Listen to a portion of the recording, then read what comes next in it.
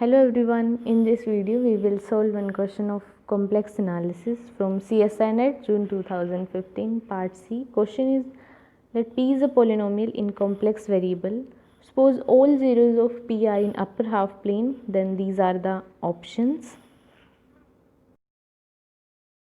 इस क्वेश्चन में हमें एक पोलिनोमियल दिया हुआ है such that zeros of this polynomial lies in the upper half plane. ठीक है, तो हमने पोलिनोमियल की फॉर्म बना ली है z माइनस z1. हमने कोई भी n डिग्री का एक पोलिनोमियल ले लिया है, उसके n ज़ीरोज़ हैं z1 z2 zn, और जो ये ज़ीरोज़ हैं वो अपर हाफ प्लेन में लाई कर रहे हैं. तो इस पोलिनोमियल की हमने कॉम्पैक्ट फॉर्म लिख ली pz is equal to z minus zi where i varies from 1 to n. ठीक है, अब ऑप्शंस में हमें क्या चाहिए कि रियल पार्ट और इमेजिनरी पार्ट चाहिए किसका, P dash Z by P Z का. तो P dash Z by P Z को बनाने के लिए हमने क्या किया, हमने प्रिंसिपल लॉग ले लिया दोनों साइड.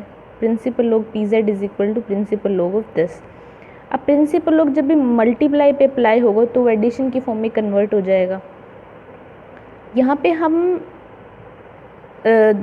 दूसरा लॉग नहीं ले सकते, हमें प्रिंसिपल लॉग ही लेना पड़ेगा, क्योंकि जब भी हम कॉम्प्लेक्स एनालिसिस में डिफरेंशिएशन करते हैं तो फंक्शन का एनालिटिक होना ज़रूरी है, डिफरेंशिएबल होना ज़रूरी है. तो प्रिंसिपल लॉग लेना ज़रूरी है. यहाँ पे प्रिंसिपल ब्रांच होती है क्योंकि इसकी, तो हमने यहाँ पे प्रिंसिपल लॉग इसीलिए लिया है.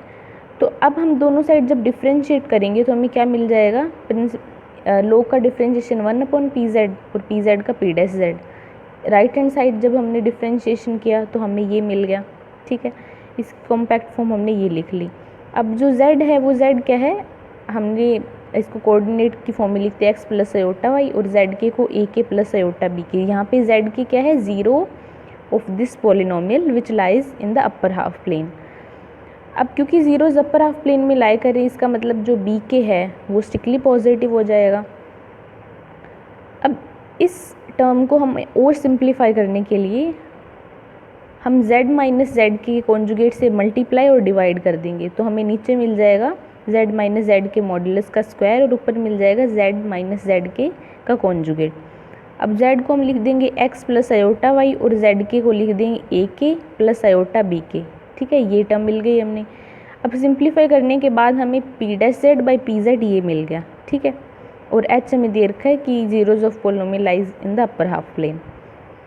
अब हम ऑप्शन नंबर फर्स्ट चेक करते हैं. ऑप्शन नंबर फर्स्ट में क्या दिया हुआ है, imaginary part of P dash Z by P Z is strictly positive for all Z belongs to are.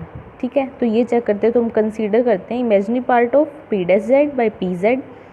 अब p dash Z by P z तो हमने निकाल रखा है, तो इसका इमेजिनरी पार्ट क्या है, नेगेटिव वाई माइनस बी के divide by me modulus of Z minus Z के, इसका स्क्वायर ले लिया मॉड्यूलस का और आगे समेशन लिख लिया.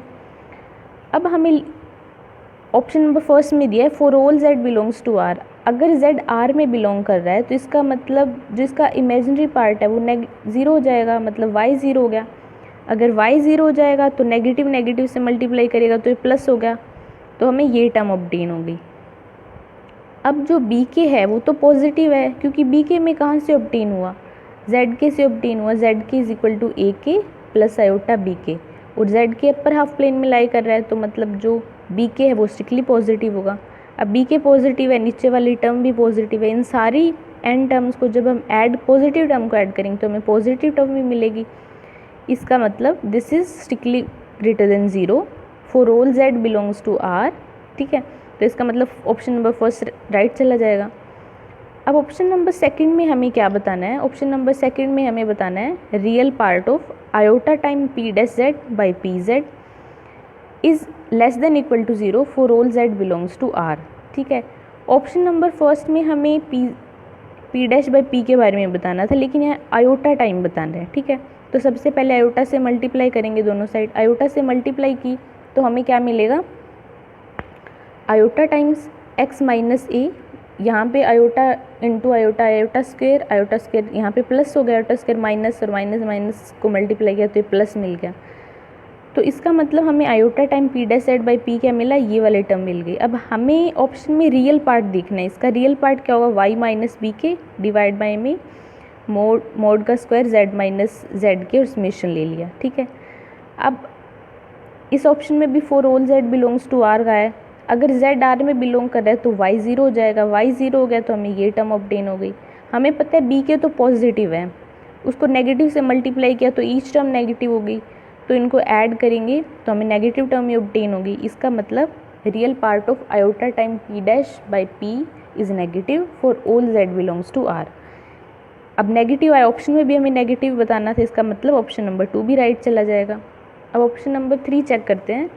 ऑप्शन नंबर 3 में हमें क्या बताना है, imaginary part of p dash by p is greater than equal to 0 for all z belongs to c and imaginary part of z is negative.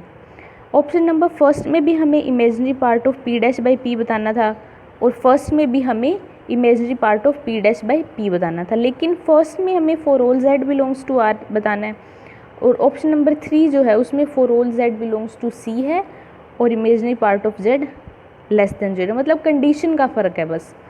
तो इमेजिनरी पार्ट हमें ये मिल गया। अब हमें क्या बोला हुआ है कि इमेजिनरी पार्ट ऑफ जो z है वो नेगेटिव है। z को हम क्या लिखते हैं, x plus iota y, y मतलब नेगेटिव है। अगर y नेगेटिव हुआ तो इन दोनों को जब ऐड करेंगे, ऐड होने के बाद आगे नेगेटिव का साइन आ जाएगा, नेगेटिव नेगेटिव पॉजिटिव बन जाएगा। इसका मतलब ईच टर्म इज़ पॉजिटिव। जब हर पॉजिटिव टर्म को ऐड करेंगे तो हमें पॉजिटिव टर्म ही मिलेगी। और ऑप्शन में भी हमें ये टर्म ग्रेटर देन 0 बताई है for all z belongs to c where imaginary part is less than 0, और हमें ग्रेटर देन 0 ही मिली है। इसका मतलब ऑप्शन नंबर 3 भी सही चला जाएगा। ऑप्शन नंबर 4 में हमें क्या चेक करना है, imaginary part of, again imaginary part of p dash by p, लेकिन इस बार क्या दिया हुआ है, ऑप्शन नंबर 3 में क्या था, इमेजिनरी पार्ट इज़ नेगेटिव।